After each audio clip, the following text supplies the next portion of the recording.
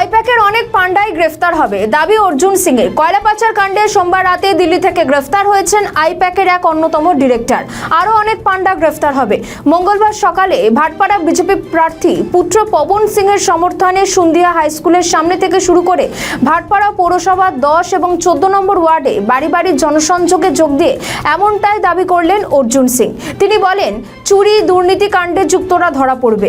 পুত্র পবন সিং বিপুল ভোটে জয়লাভ করবেন বলেও জানান তিনি। করবে না, মমতা চোরও যাবে একদম। যারা দুর্নীতির সঙ্গে যুক্ত আছে, চোর আছে, সব গ্রেফতার হবে। পবন সিং এর হয়ে প্রচারে নেমেছেন, কতটুকু গুরুত্ব পাবে পবন সিং ভাটপাড়ার বিধায়ক? দেখুন, ভাটপাড়া মাটি সবসময় শক্ত ঘাঁটি বিজেপির। 2019 সাল থেকে এমএলএ আছে। একটা লোক পাবেন না যে বিজেপি বিরুদ্ধে কথা বলবে, যাদের স্বার্থহানি ছাড়া। যারা স্বার্থ নিয়ে চলে তারা বিজেপির বিরুদ্ধে করে।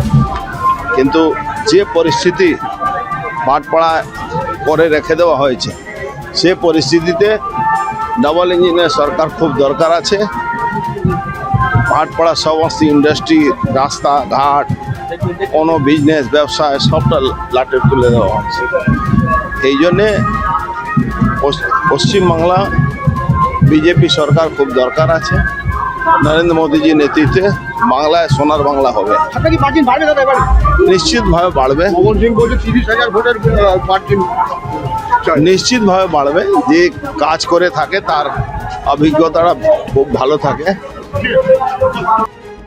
আমাদের ভিডিও ভালো লাগলে লাইক ও শেয়ার করুন। কমেন্ট সেকশনে আপনাদের মতামত জানান। আরও ভিডিও পেতে আমাদের চ্যানেলটিকে সাবস্ক্রাইব করুন এবং প্রতি মুহূর্তে খবরের আপডেট পেতে প্রেস করুন বেল আইকন।